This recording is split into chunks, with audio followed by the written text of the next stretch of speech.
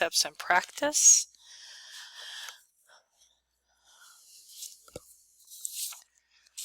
First of all, we're going to just take a look at the major endocrine glands, as you can see in the picture. Let's talk first of all about the pituitary gland, which connects to the hypothalamus via the hypophyseal stalk. The pituitary gland has two parts, the anterior pituitary and the posterior pituitary. The thyroid gland has two lobes and lies below the larynx over the thyroid cartilage, in front and on either side of the trachea. The parathyroid glands are 4 to 6 small glands that are located on the posterior surface of the thyroid gland.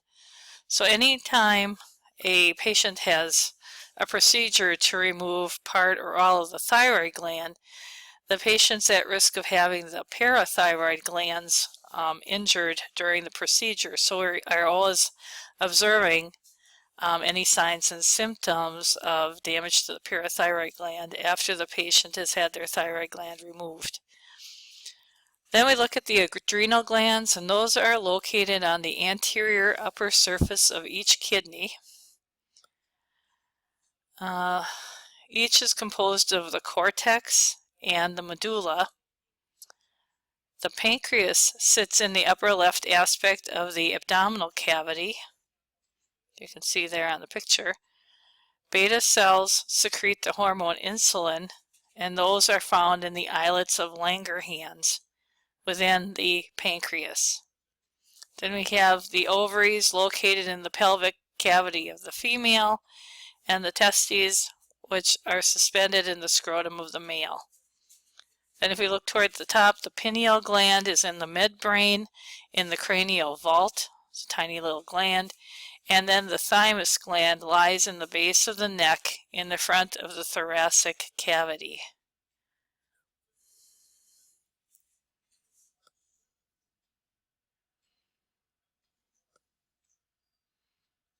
Okay, let's take a look at the effects of the hormones from the pituitary gland. Pituitary is a pea-sized gland at the base of the brain that produces a number of hormones. Each of these hormones affects a specific part of the body, also known as a target organ or a target tissue. Because the pituitary controls the function of most other endocrine glands, it is often called the master gland. The pituitary has, again, the two distinct parts, the anterior lobe, which accounts for 80% of the pituitary gland's weight, and then the back or posterior lobe. The lobes are connected to the hypothalamus by a stalk that contains blood vessels and nerve cell projections. The hypothalamus controls the anterior lobe by releasing hormones through the connecting blood vessels. It controls the posterior lobe through nerve impulses. The anterior lobe of the pituitary produces and secretes 6 main hormones. The growth hormone, which regulates growth and physical development and has important effects on body shape by stimulating muscle formation and reducing fat tissue. The thyroid stimulating hormone, which stimulates the thyroid gland to produce thyroid hormones. The adrenocorticotropic hormone, or ACTH, also called corticotropin, stimulates the adrenal glands to produce cortisol and other hormones. The follicle stimulating hormone and the luteinizing hormone, otherwise known as the gonadotropins, stimulate the testes to produce sperm, the ovaries to produce eggs, and the sex organs to produce sex hormones, testosterone and estrogen. Then we have prolactin, which stimulates the mammary glands of the breast to produce milk. The anterior lobe also produces several other hormones, including one that causes skin to darken and one that inhibits pain sensations and helps control the immune system, otherwise known as endorphins. The posterior lobe of the pituitary produces really only two hormones. Vasopressin, also called antidiuretic hormone, regulates the amount of water excreted by the kidneys and is therefore important in maintaining water balance in the body. And oxytocin, which causes the uterus to contract during childbirth and immediately after delivery to prevent excessive bleeding. Oxytocin also stimulates contractions of the milk ducts in the breast, which moves the milk to the nipple in lactating women. The hormones that are produced by the pituitary are not all produced continuously. Most are released in bursts every 1 to 3 hours, with alternating periods of activity and inactivity. Some of the hormones, such as ACTH, growth hormone, and prolactin, follow a circadian rhythm, and the levels rise and fall predictably during the day, usually peaking just before awakening and dropping to their lowest levels just before sleep. The levels of the other hormones vary according to other factors. For example, in women, levels of luteinizing hormone and follicle stimulating hormone, which control reproductive functions, vary during the menstrual cycle. Pituitary gland can malfunction in several ways, usually as a result of developing a non-cancerous tumor, otherwise called an adenoma. The tumor may overproduce one or more pituitary hormones, or the tumor may press on the normal pituitary cells, causing underproduction of one or more of the pituitary hormones. The tumor may also cause enlargement of the pituitary gland, with or without disturbing hormone production. Sometimes there is overproduction of one hormone by the pituitary tumor and underproduction of another at the same time. So as you can see, a pituitary tumor can result in having a wide variety of symptoms. We already covered pretty much the structure and function of the pituitary, so let's take a look now at the thyroid hormones. Again, the thyroid is a small gland that lies just underneath the skin below the Adam's apple in the neck. The two halves of the gland are connected in the middle, giving the gland kind of a bow tie shape.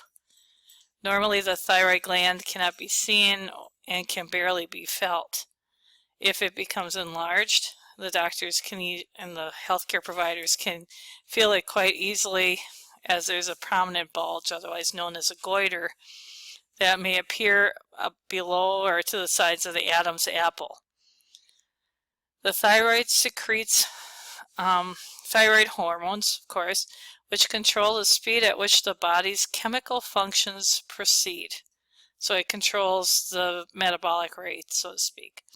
Thyroid hormones influence the metabolic rate in two ways, either by stimulating almost every tissue in the body to produce proteins, or by increasing the amount of oxygen that cells use. The thyroid hormones affect many vital body functions such as heart rate, the rate at which calories are burned, skin maintenance, growth, heat production, fertility, and digestion.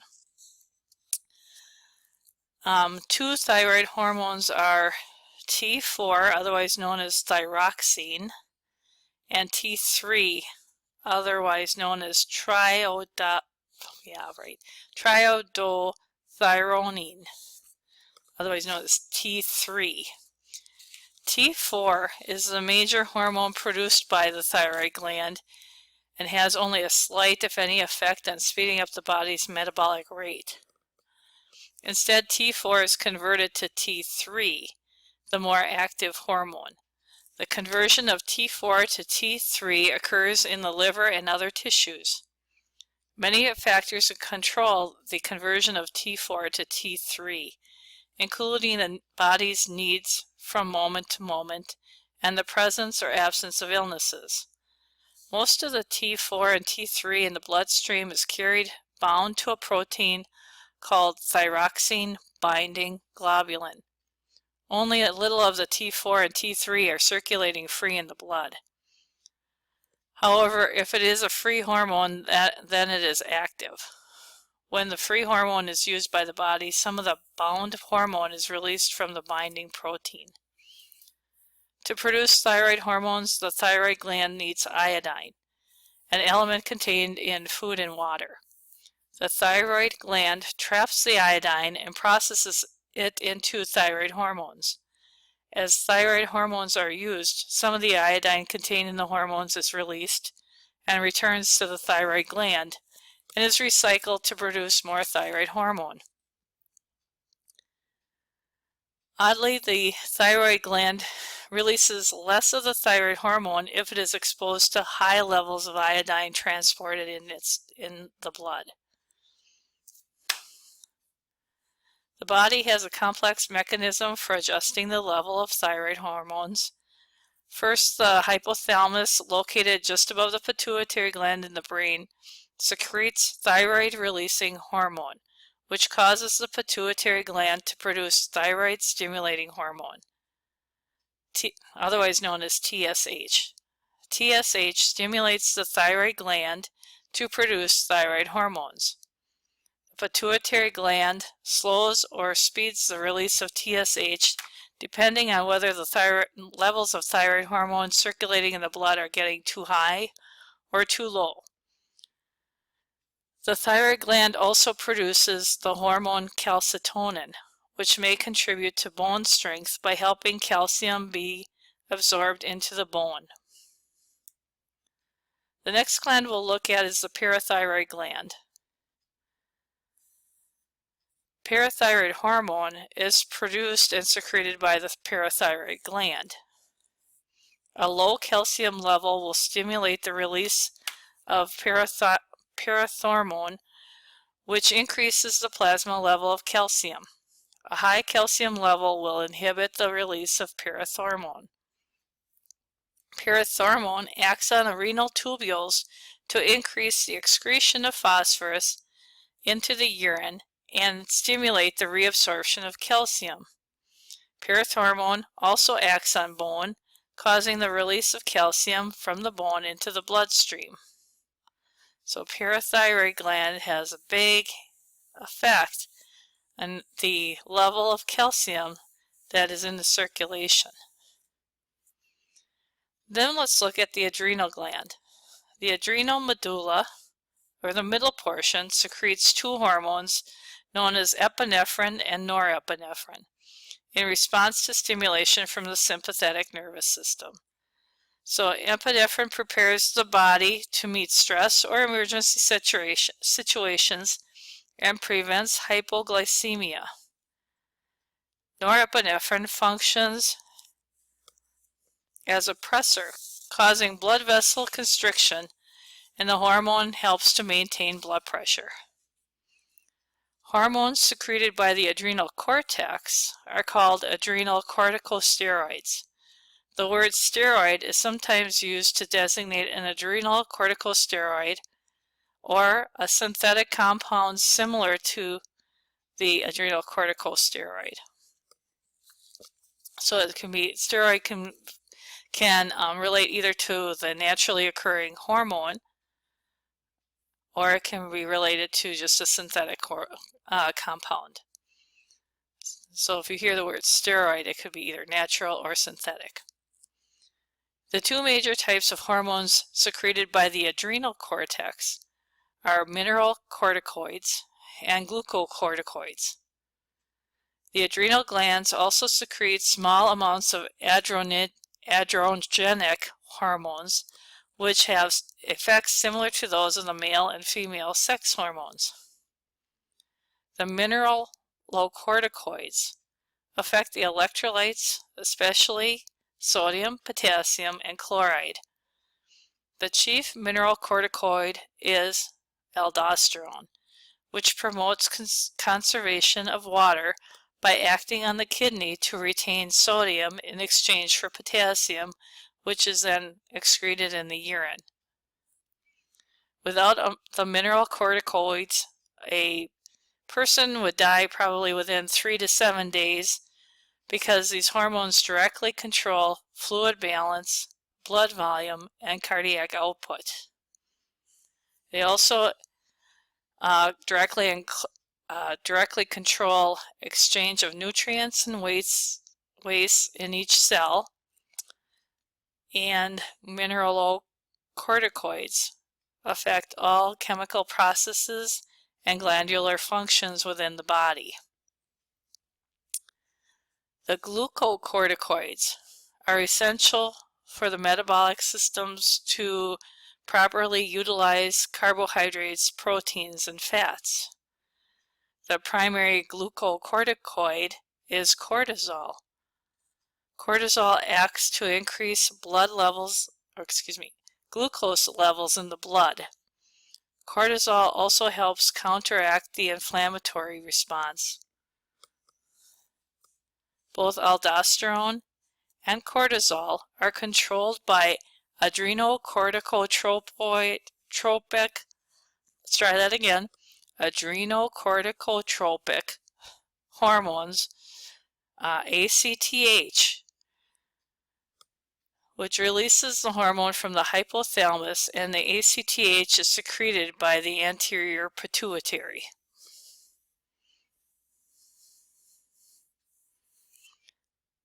Next, we'll look at the pancreas. The pancreas is an organ that contains two types of glandular tissue. It has an exocrine and an endocrine function. We're going to look specifically at the endocrine function because we'll look at the exocrine function when we talk about the GI tract, because that function helps to produce digestive enzymes. So first of all, the anatomy of the pancreas. There are 3 hormones produced by the pancreas: insulin, glucagon, and somatostatin. Insulin lowers the level of glucose in the blood by moving sugar into cells. So that's the function of the insulin. Glucagon raises the level of sugar in the blood by stimulating the liver to release its glucogen stores. And then somatostatin prevents the other 2 hormones from being released. We'll talk more about the function of the hormones of the pancreas when we talk more about diabetes. Okay, now let's take a look at the effects of aging on the endocrine system. The pituitary gland becomes smaller. The thyroid gland becomes more lumpy and nodular, and beginning around the age of 20, metabolism will gradually decline.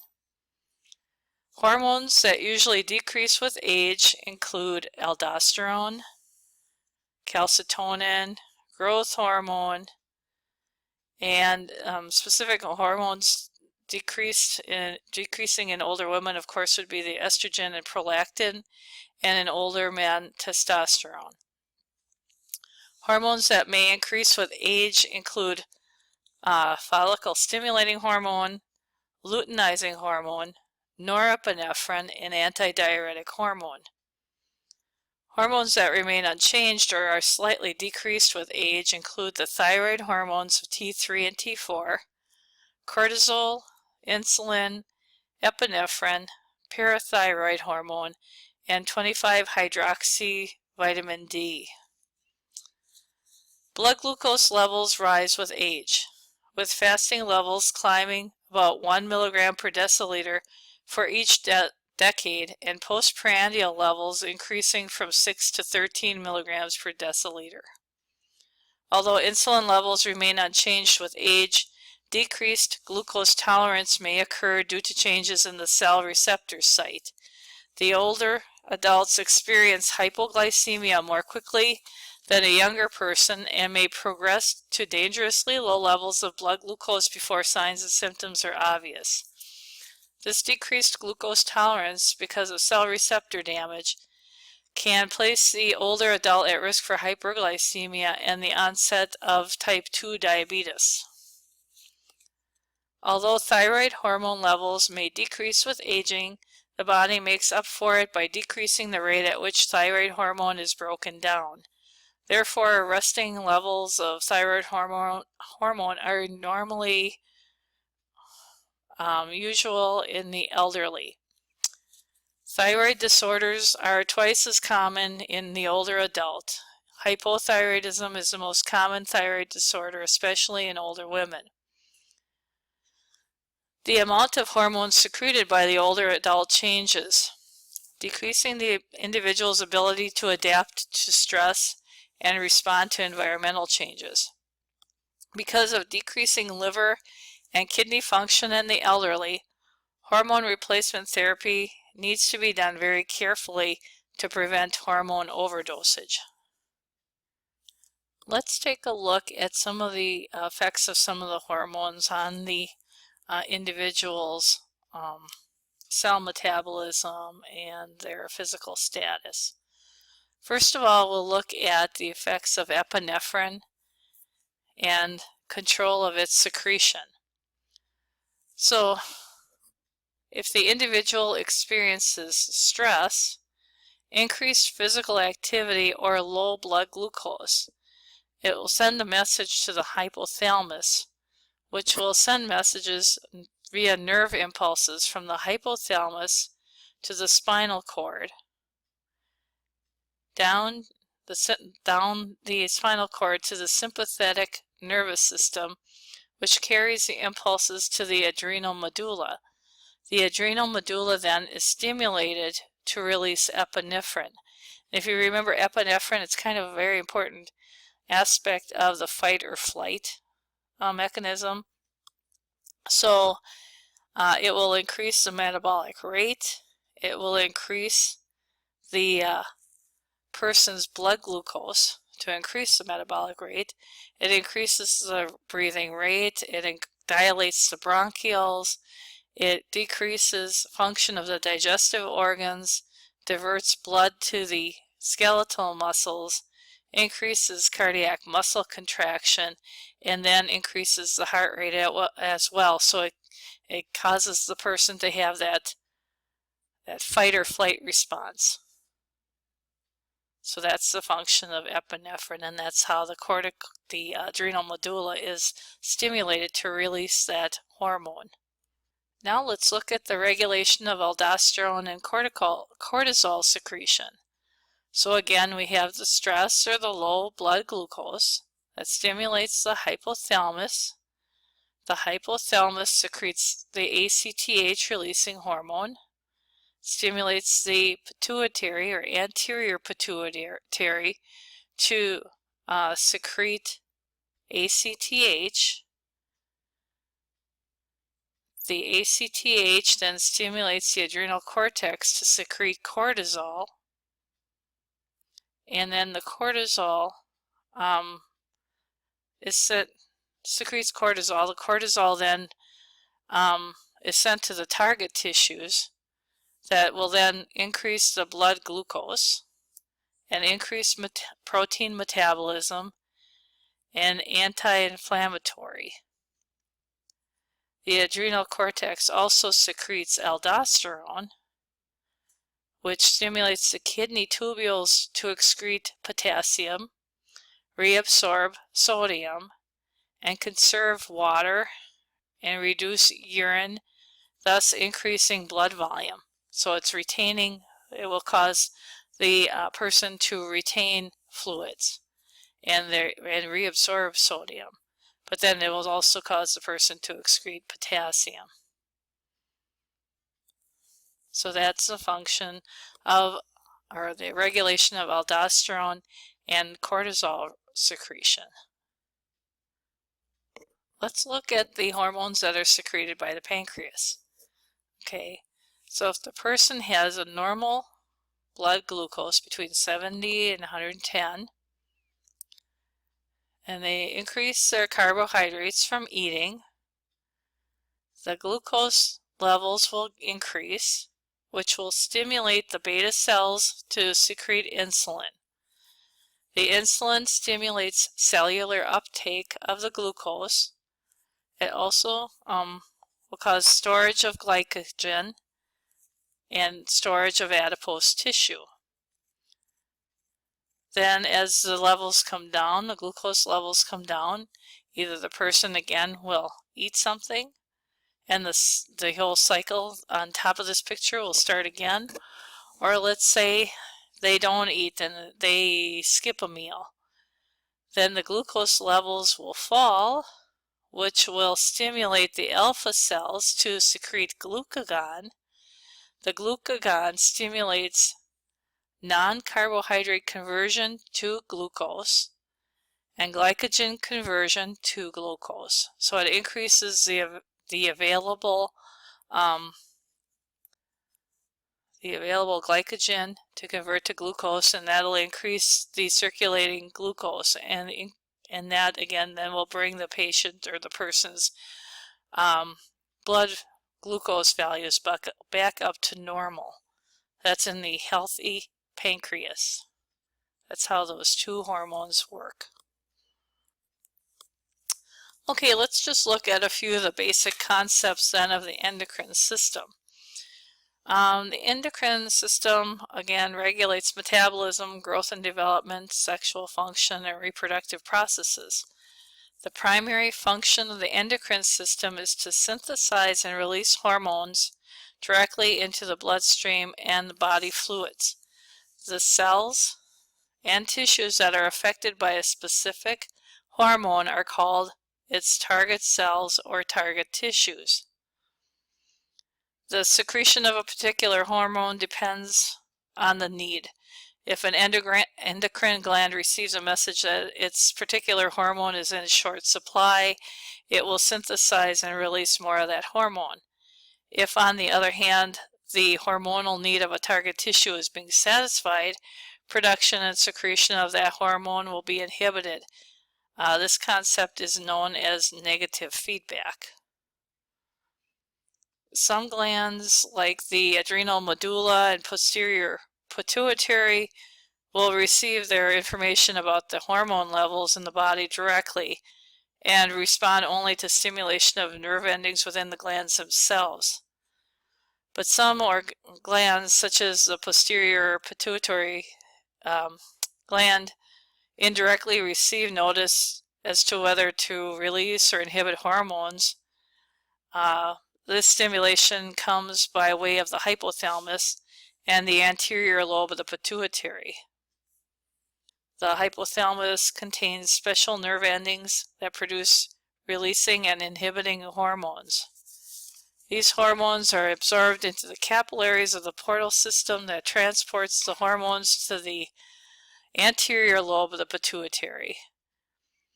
And thus the hypothalamus controls the secretion of hormones from the pituitary. The pituitary in turn controls the release and inhibition of hormones of other glands. So many of the hormones of the anterior pituitary are tropic hormones. They tend to cause a change in the endocrine gland that is the target of that specific pituitary hormone. So an example of such is the adrenocorticotropic hormone, ACTH, acts on the adrenal cortex. So that is where adrenocorticotropic hormone acts on the adrenal cortex. So it stimulates the adrenal cortex. So if you kind of look at the terms that are used, you can kind of tell with the hormone's name what the target tissue is that it affects. Endocrine disorders are caused by an imbalance in the production of hormones or by an alteration in the body's ability to use the hormones that are being produced. The dysfunction can occur at any point in the production, secretion, feedback regulation cycle. Primary endocrine dysfunction means that an endocrine gland is either over-secreting or under-secreting, that there's as a result of tumors and inflammation, or if there's infection or mechanical damage or an autoimmune response that's causing such an inflammatory response in the gland that's affecting how well it's secreting its hormones. Secondary endocrine dysfunction occurs from factors outside the gland itself. So it can be related to medications, trauma, hormone therapy, or other factors that can affect secondary dysfunction.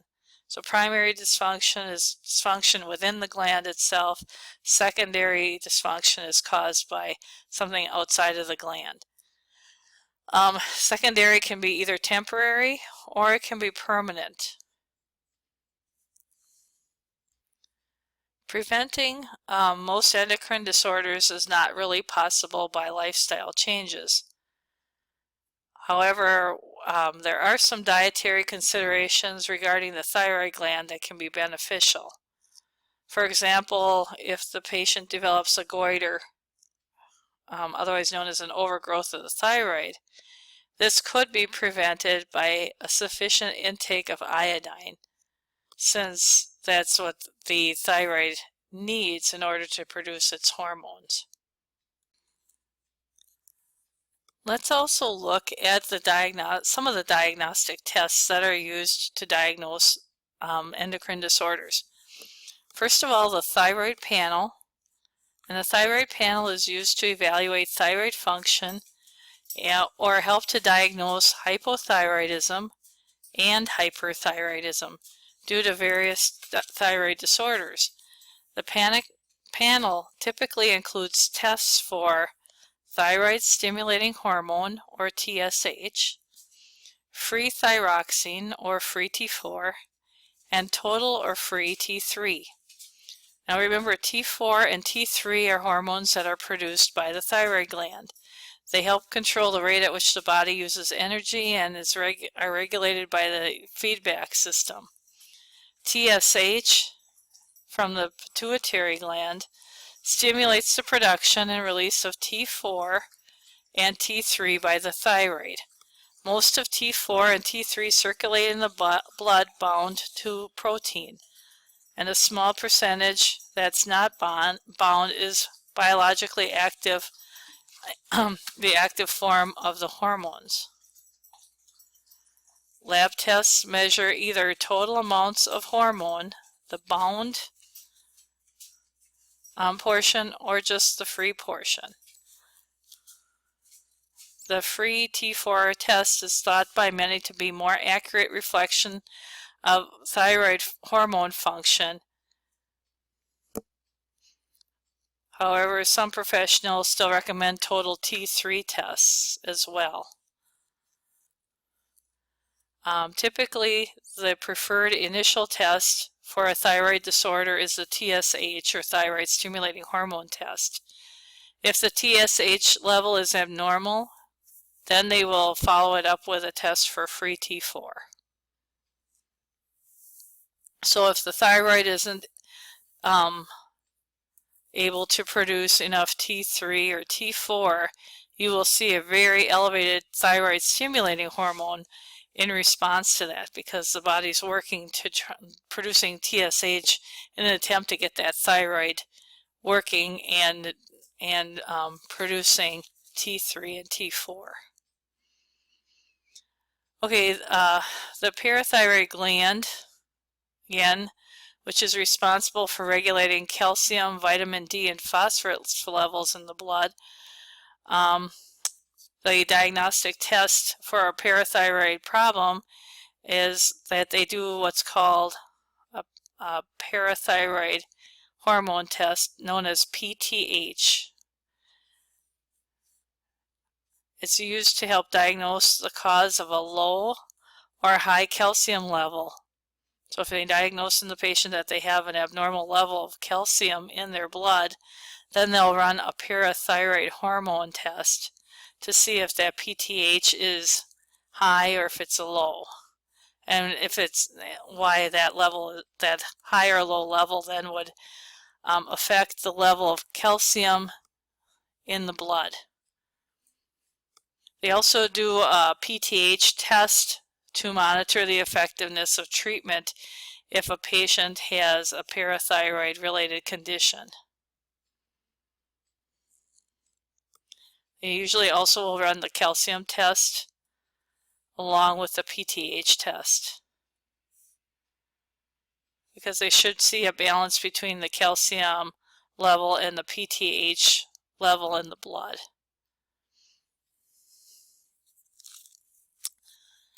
Okay, and then the adrenal gland function.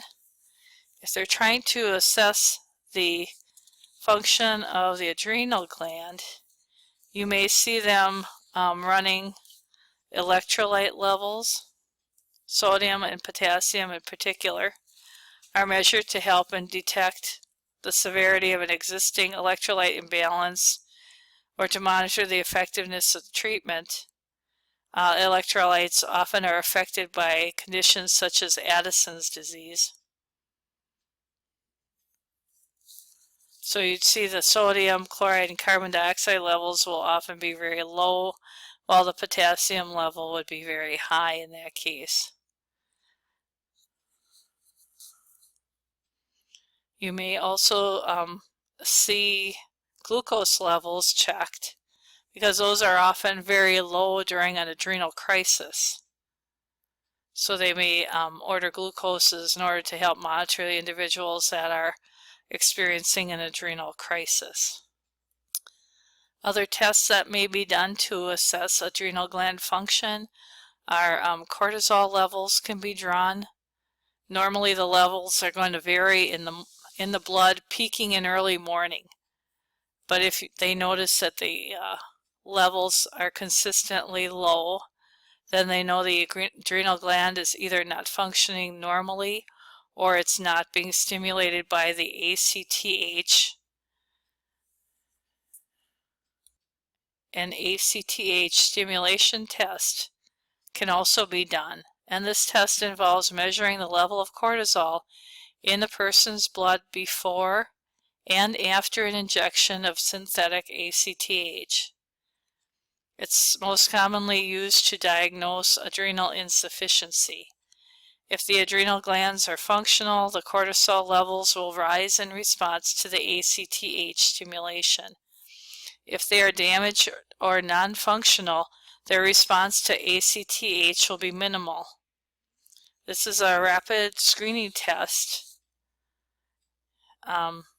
It's ordered along with a baseline ACTH test and can be followed up with another 1 to 3 day prolonged ACTH stimulation test to try and differentiate between primary and secondary adrenal insufficiency.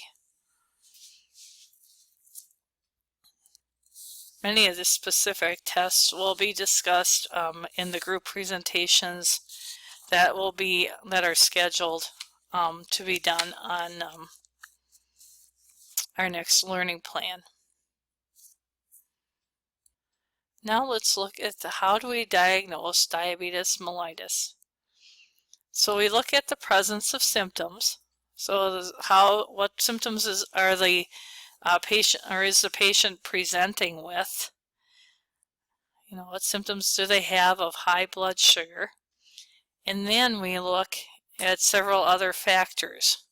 We can do a random blood glucose level, and if it's greater than or equal to 200 milligrams per deciliter, or if we do a fasting glucose level that's greater, and it's greater or equal to 126 milligrams per deciliter, or if a glucose tolerance test reveals a postprandial or a postprandial glucose, which is normally done 2 hours after ingesting a glucose solution.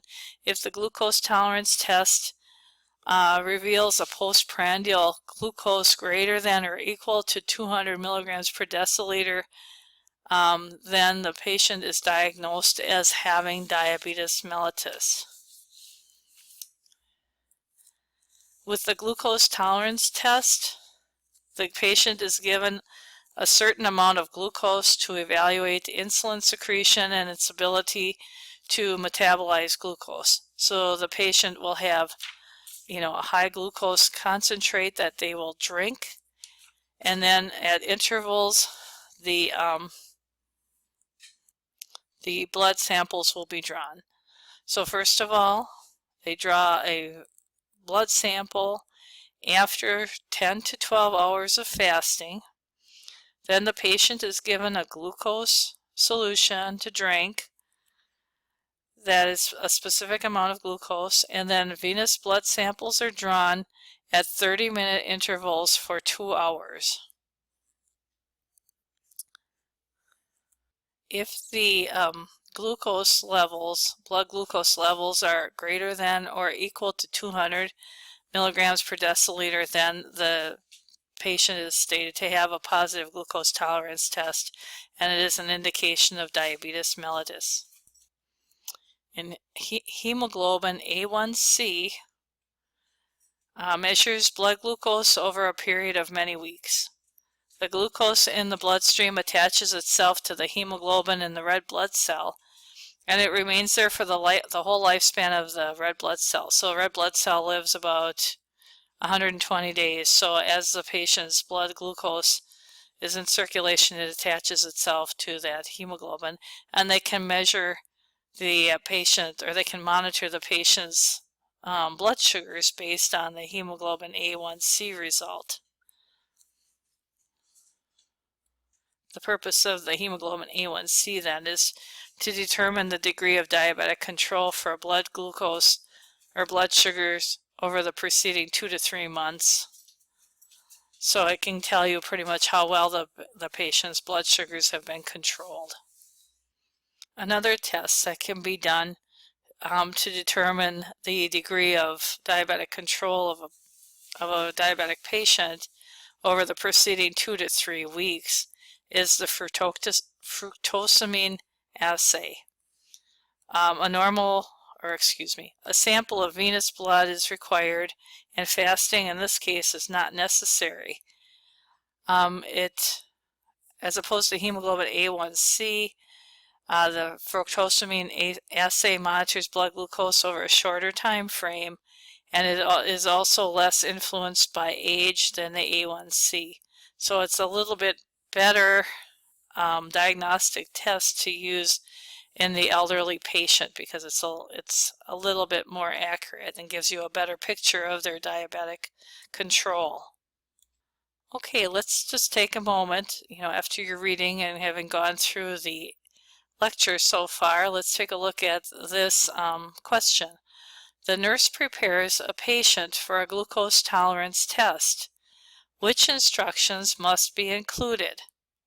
Eat a balanced diet, maintain a normal level of activity, fast for 24 hours before the test, no eating, drinking, or smoking during the test, or reports dizziness, nervousness, and weakness and confusion. So which of those instructions must be included if you're going to have a patient preparing for a glucose tolerance test? So if you need a few minutes to think about it, just put the presentation on hold. Otherwise, we're going to just continue with this. And the answer to this question is 1, 2, 4, and 5. So before the test, we want them to eat a balanced diet, maintain a normal level of activity. During the test, we don't want them eating, drinking, or smoking. We want them fasting for 10 to 12 hours. They drink the glucose solution, and then we draw labs every 30 minutes for the next 2 hours. If they were eating or drinking or smoking, that would have an impact on the results of the test. Also, we want to know if they have any signs and symptoms of hypoglycemia, such as dizziness, nervousness, weakness, and confusion. All right, now let's look at the next question.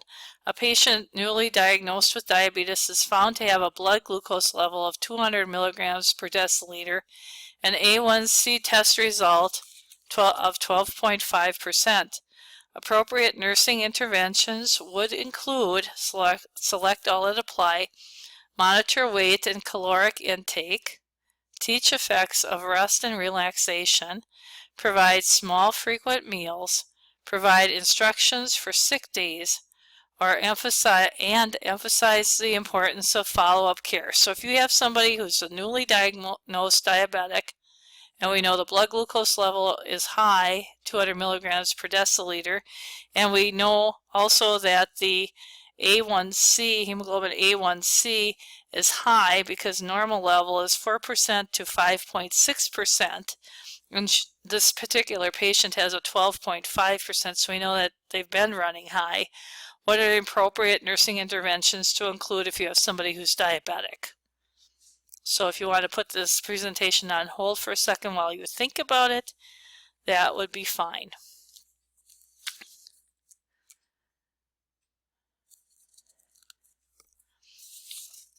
Okay, and in this case, the correct answers would be 2, 4, and 5. So we're going to teach the effects of relaxation, we're going to provide instructions for sick days, and we're going to emphasize the importance of follow-up care.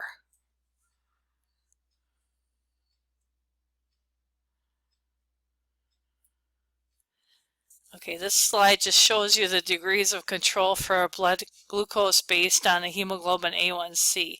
So if a patient has good blood glucose control, or excellent, I should say, blood glucose control, a hemoglobin A1C of 4.9 to 6.7% is considered excellent.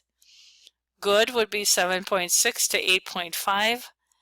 Fair would be 9.4 to 10%, and poor would be 12.1 to 13%. So you can see the big difference in patients as far as how well they control their blood sugars based on their hemoglobin A1C results. Okay, the next thing we'll look at is nursing management of endocrine disorders. So first of all, what we would do is we would do a thorough focused assessment. So the data collection that we would use for our endocrine system is listed in your textbook. Let's see if I can find it for you. Focused assessment would be, would be on page 832. And it says focused assessment, data collection for endocrine system. So what you're doing is you're assessing for any signs and symptoms of an endocrine disorder. You'd look at if they've gained or lost weight over the past 6 months, how's their appetite, how's their thinking, how's their anxiety level, have you had any personality changes or energy level changes, any signs and symptoms of electrolyte imbalances such as muscle cramping, numbness and tingling to hands or legs. Have they experienced diarrhea or constipation? Do they have more gas or abdominal bloating, facial or ankle swelling? Any change, in their sex characteristics? Is their voice huskier? Or do they have, any other symptoms like that? Do you have heart palpitations? Does your heart race? How's your sleeping pattern? For women, you may assess any changes in their menstrual periods. Let's see here. Are you hot? Are you cold? Let's see here. Any changes in thickness or texture of hair or eyebrows? Any brittleness of fingernails? That type of thing. So you're kind of just looking for any signs and symptoms of endocrine disorder with those questions. As far as nursing diagnoses go, some of the more common nursing diagnoses for an endocrine problem would be altered fluid volume due to increased urine output. So if a patient has Addison's disease or diabetes insipidus, that may indicate that there's a fluid volume change. If you're looking at constipation due to loss of fluid from intestines, slowed intestinal peristalsis, that could be an indication of diabetes insipidus, hypothyroidism, or Addison's disease. So the nursing diagnosis is very closely related to the symptoms of any of these particular endocrine disorders. We're going to go through those again as part of the group discussions and presentations for this learning plan.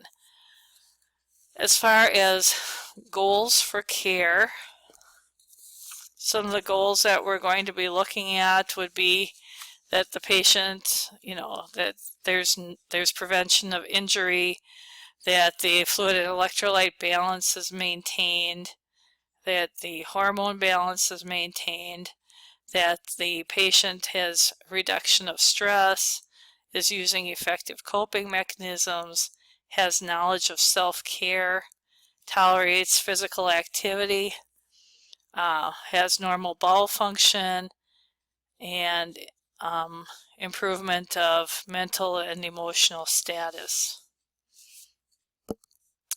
The interventions, of course, are going to vary depending on the type of endocrine problem that exists, and then those again will, of course, be presented in the group discussions.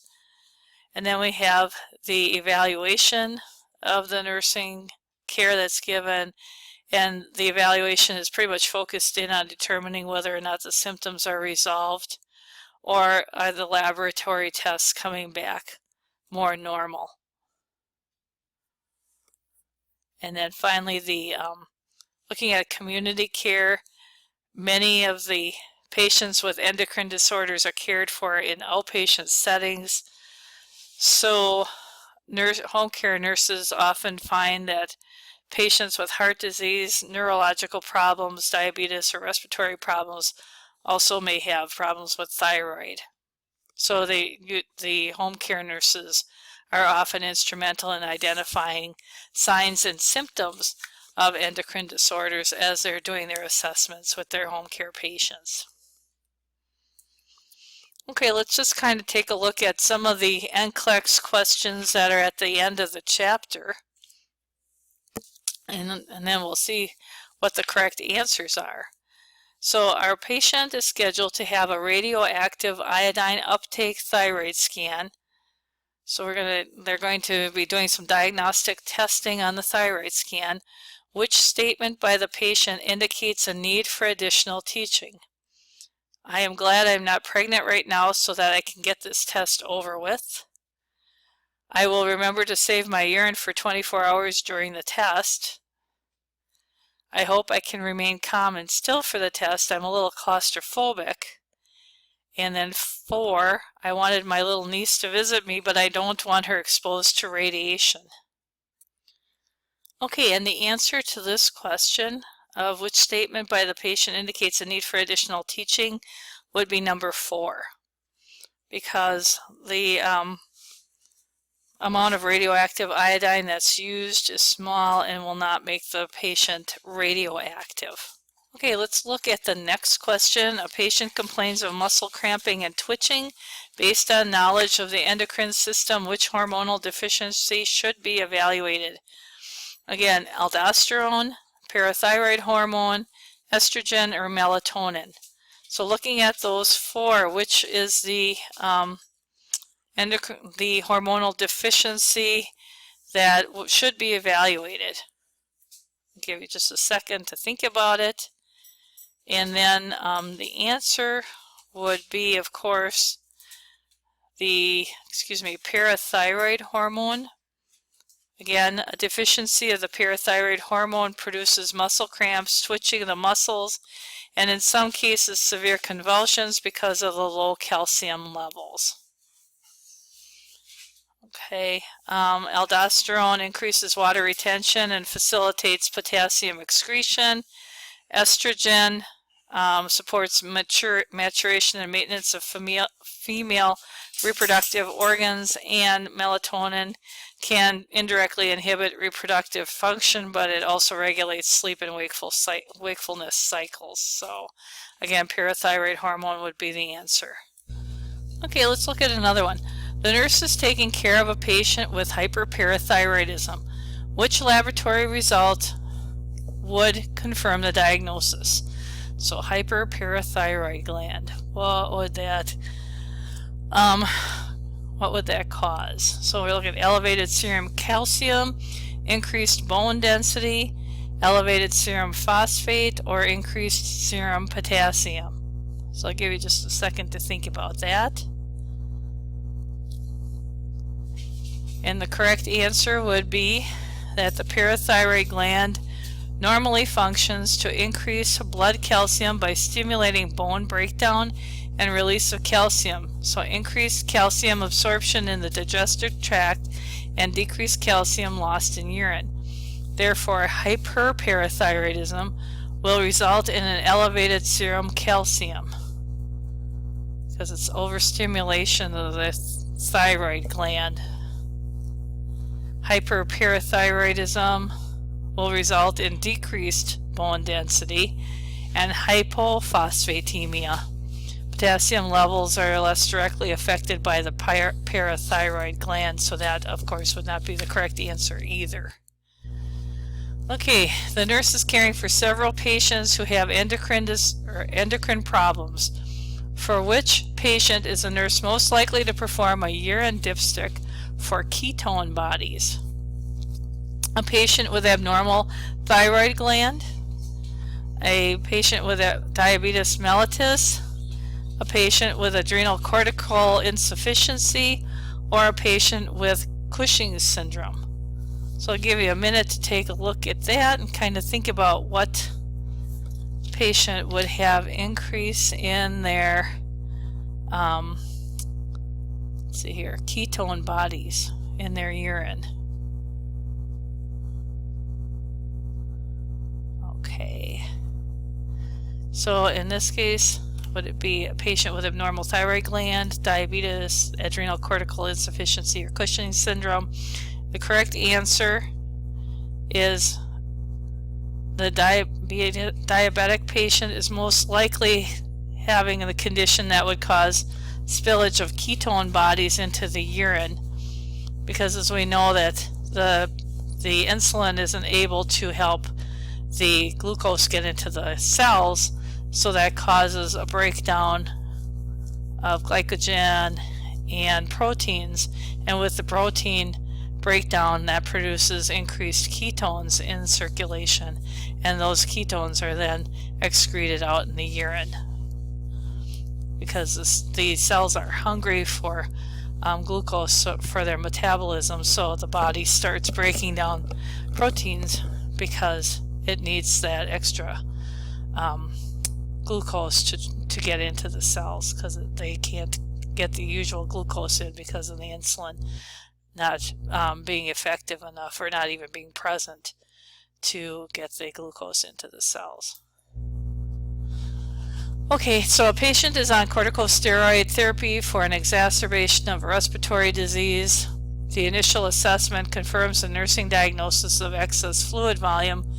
The underlying etiology for this nursing diagnosis would be suppression of normal corticosteroid secretion, an artificial increase in corticosteroids, an increase in adrenocorticotropic hormone, or mineralocorticoid insufficiency. So if the patient's getting corticosteroid therapy, what would you see is the underlying etiology for the excess fluid volume?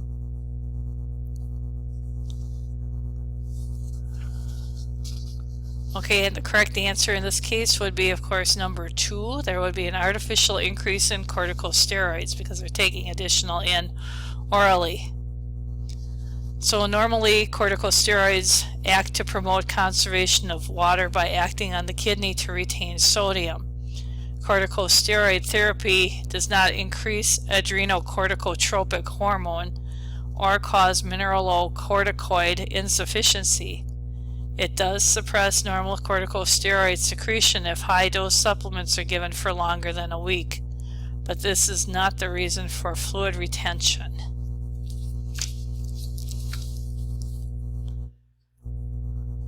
Okay, so number 2 is the correct answer.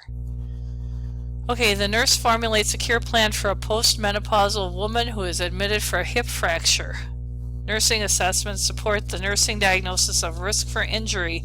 The most likely etiology for the diagnosis would be inadequate estrogen secretion, aldosterone deficiency, progesterone deficiency, inadequate parathormone secretion.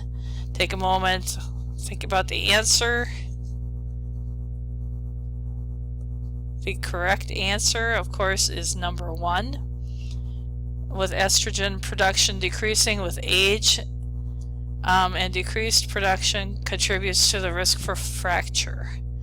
Aldosterone production does decrease with age, but is mostly associated with sodium reabsorption and water retention. So it doesn't have anything to do with bone problems. Progesterone does decrease with age also, but is associated with preparing the uterus for pregnancy, so that's not an issue. And then parathormone should not decrease with age. Even though it stimulates bone breakdown, it does not increase with age, so that would not be the correct answer either. So inadequate estrogen secretion. The next question, the older adult can have physiologic increases in circulating antidiuretic hormone, or ADH. Based on knowledge of the function of the antidiuretic hormone, which condition should the nurse monitor for? Dehydration, fluid overload, increased pulse, or increased urine output.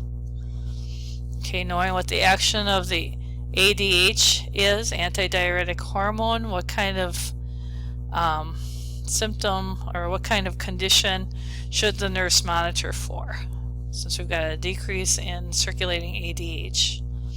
And the answer for this would be then monitoring for number 2, fluid overload, because the antidiuretic hormone increases water reabsorption, and this can lead to fluid overload.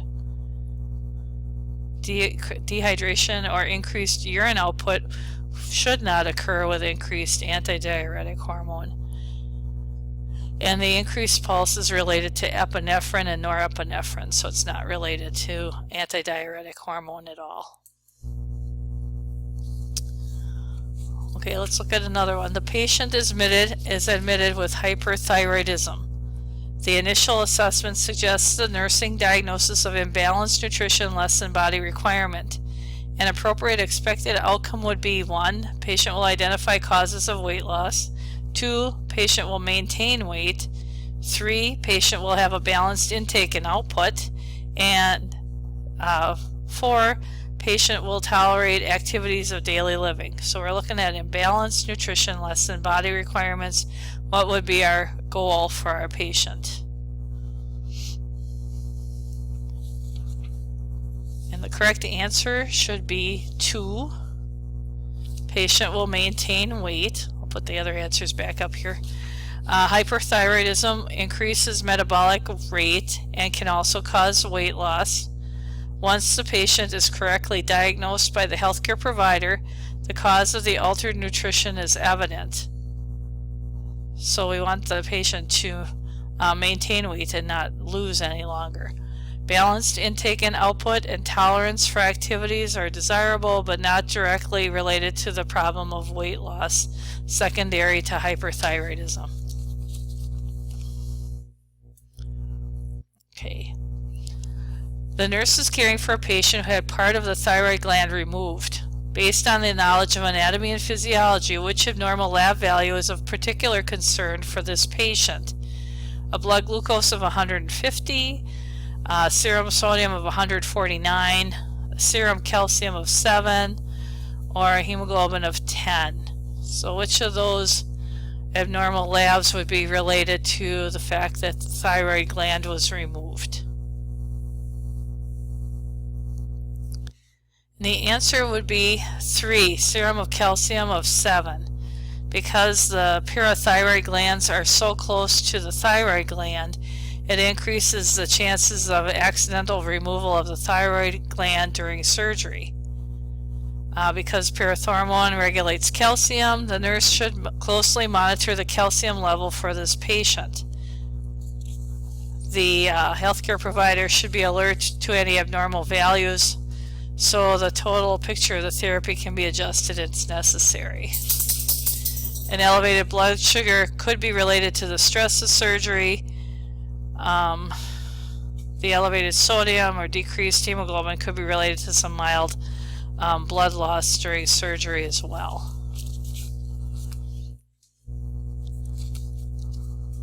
Okay. Let's see here. Nurse prepares a patient for glucose tolerance test. Which instructions must be included? Eat a balanced diet, maintain a normal activity, fast for 24 hours, no eating, smoking, drinking, or reports of dizziness. As we said before, it would be, these are the instructions that should be given. We talked about that earlier. All right, let's take a look at the critical thinking questions that are at the end of the chapter.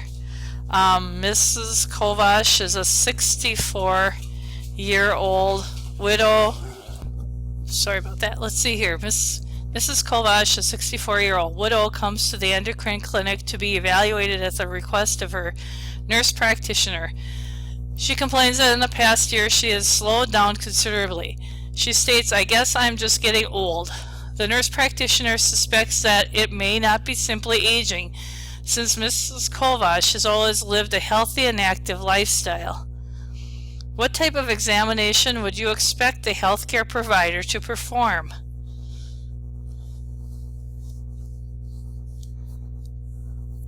So take just a second to think about the type of physical exam you would expect the nurse practitioner to perform on this patient.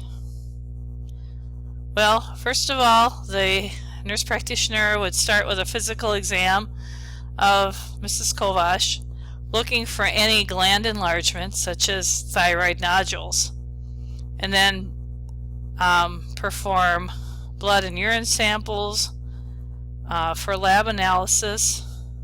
The results of these tests, along with the physical exam, will dictate if any further testing needs to be done. Depending on the results, the practitioner may order ultrasound, X-ray, or magnetic resonance imaging. What would you teach Mrs. Kovash regarding what to expect from the laboratory blood tests? The nurse should teach the patient that blood will be drawn from her vein in order to be analyzed. Unless the patient is instructed otherwise, no fasting is required. If a metabolic panel is ordered, though, fasting would be required since it contains a blood glucose test. And the patient should be told that the tests will show the practitioner if her hormone levels are within normal limits. Depending on the results, other tests may be ordered. After the blood is drawn, pressure should be applied to the skin to decrease the chance of bruising, since older adults bleed more easily. What questions would you ask the patient before tests for evaluation of thyroid function? So, before the patient has a thyroid function test,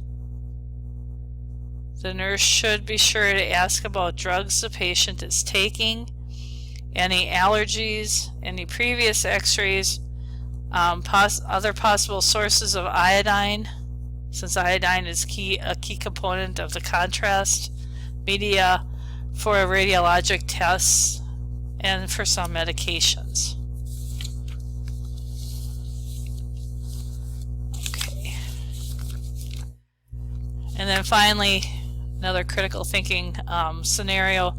The physician tells you that the patient has a new onset deficiency of antidiuretic hormone. You anticipate that the patient is likely to have dehydration, urinary frequency, constipation, fatigue, and knowledge deficit. deficit. Use your knowledge of the endocrine system and explain to the patient why he is dehydrated and constipated. So you can put this on hold or pause this presentation for just a second to answer the question.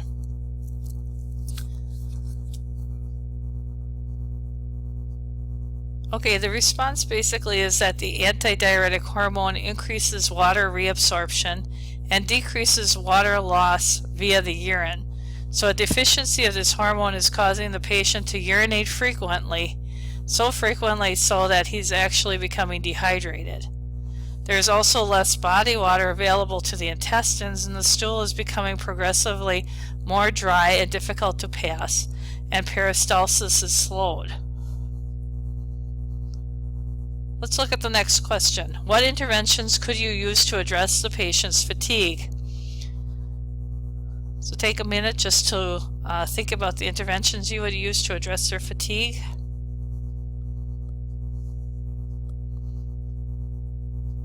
Okay, so the nurse could provide periods of rest and assist with activities of daily living as necessary, set a slower pace for activities, give the patient time to respond to verbal communications, encourage physical activity to the highest level of tolerance, monitor electrolyte and fluid status, provide electrolyte replacement as necessary, and administer replacement ADH, or antidiuretic hormone, in the form of vasopressin. Okay, and then thirdly, the physician orders intravenous fluid therapy, but the patient is reluctant to get stuck with a needle. What patient teaching can you provide to help the patient understand the need for this therapy? So you can put the presentation on pause for a minute and think about your answer. Okay, you could explain that the fluid therapy is intended to replace the intake and the output. You could show the patient the I&O sheet and explain to him the difference between the intake and the output and how much he's losing. Sometimes pointing out the benefit of the therapy will help patients. For example, like explaining rehydration will help with the constipation and improve fatigue. May convince him to allow you to start the IV.